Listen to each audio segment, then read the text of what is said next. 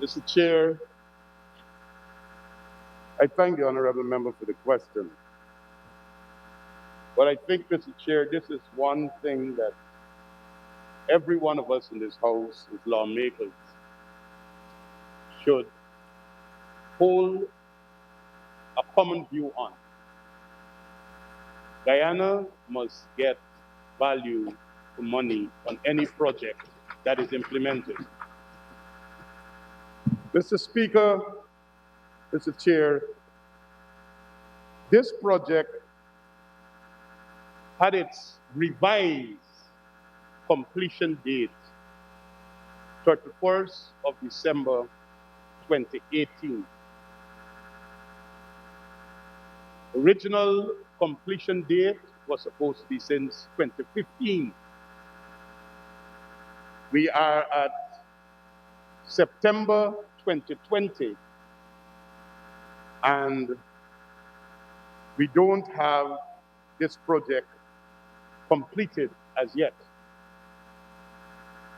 Within the first 14 days of assuming office, myself and my colleague engaged the consultants, the contractor, the project engineer, and the CJIA officials themselves. And we did a thorough walkthrough and investigation of what really are the problems, why this airport is not complete. Last week, Friday night, I brought to this House's attention, sir, the massive reduction in the scope that was signed. And I would like to remind this House, sir, that when the PPPC left government in May of 2015, we had $138 million design and build contract, a loan from the China Exim Bank, and $12 million to be provided from the government of Guyana, $150 million contract.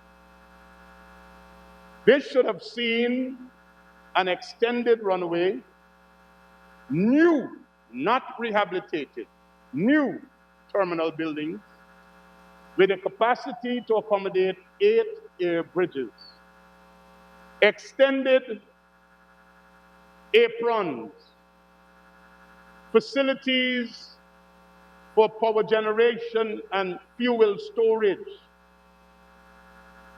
a modernized airport. When we left government,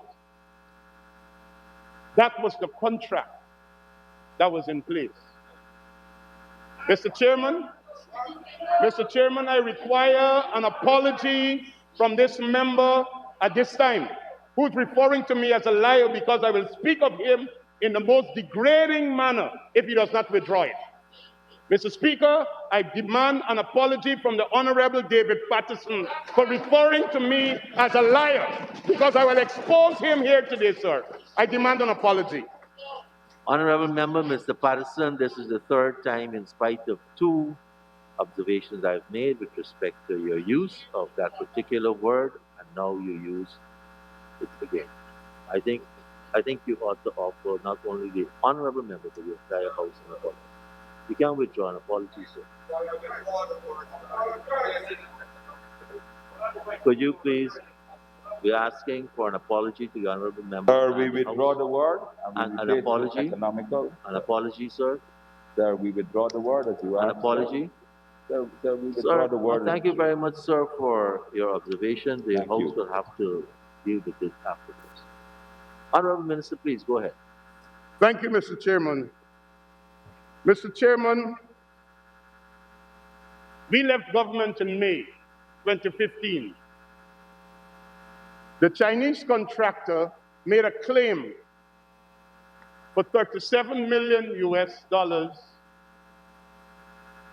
that was not granted by us.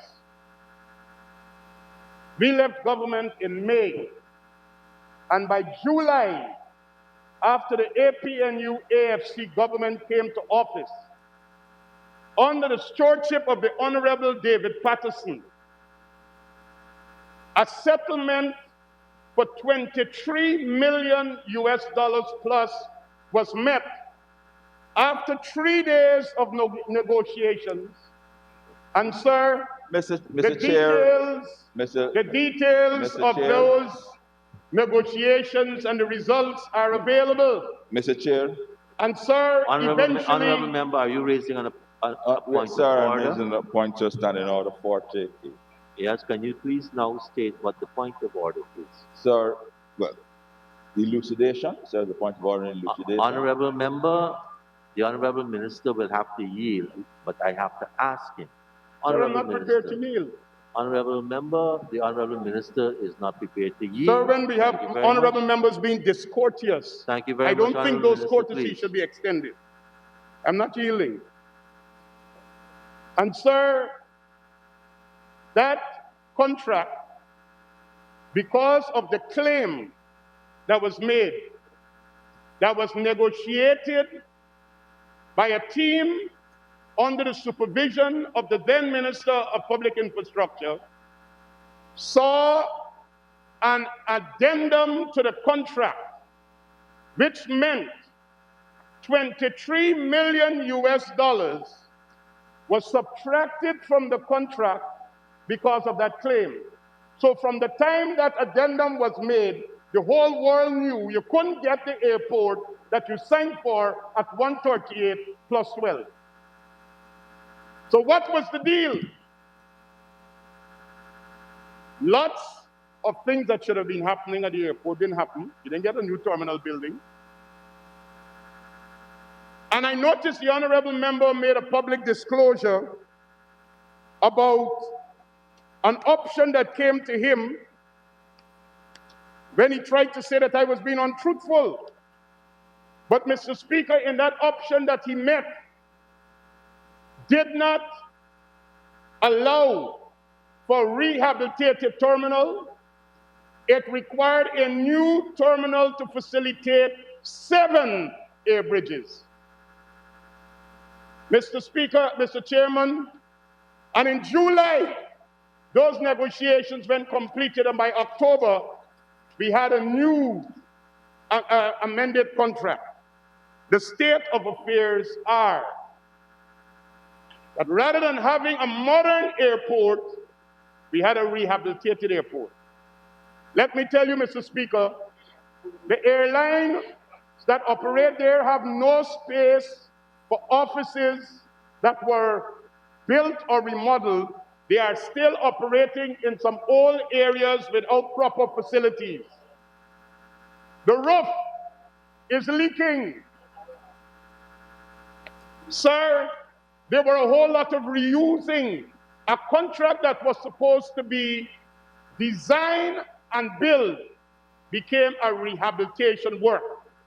And this National Assembly is not only the first time that they are hearing about this project, because while we sat in opposition benches, we questioned the honorable member while he was the minister at meetings like these in the Committee of Supply. But now the reality is there, sir.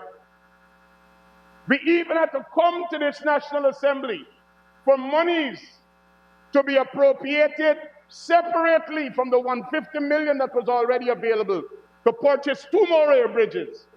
So even the additional 2 air bridges that are there, it put the project cost up by more than $300 million. That was appropriated by this National Assembly in the last Parliament. Mr. Speaker, what is worse is that now we have 4 air bridges when we should have had 8. But even the 4 are dysfunctional at times. And that is the state of affairs. Mr. Speaker, just a few days ago, His Excellency the President and His Excellency the Ambassador of China visited the airport, along with the project engineer, the contractor, and the consultant, where His Excellency had an opportunity to see firsthand for himself the state of affairs at the airport.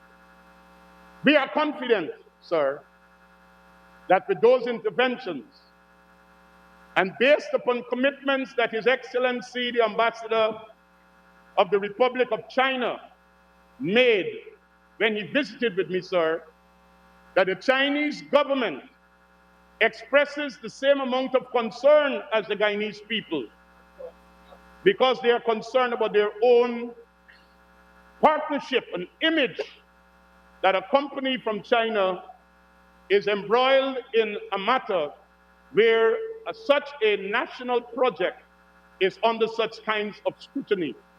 I can assure the National Assembly and the honorable member that is asking the question, we will continue to engage China Harbor, the government and people of China, and out of that collaboration, whatever needs to be rectified to ensure that we get a modern CJIA International Airport, it will come to pass under this administration.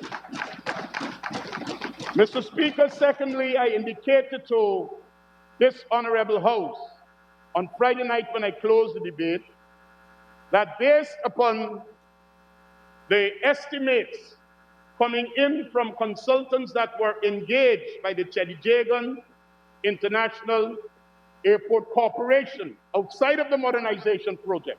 This is not a modernization project now, this is outside, just to fix things that were not included in the contract. We will need in excess of $1.3 billion to do those works.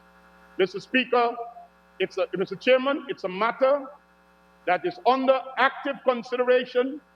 We are not happy about it, but with our leadership and our approach to doing business, guided by principles of value for money and good partnership, we expect to get this project back on its feet to deliver for the people of Guyana. I thank you very much, Mr. Chairman.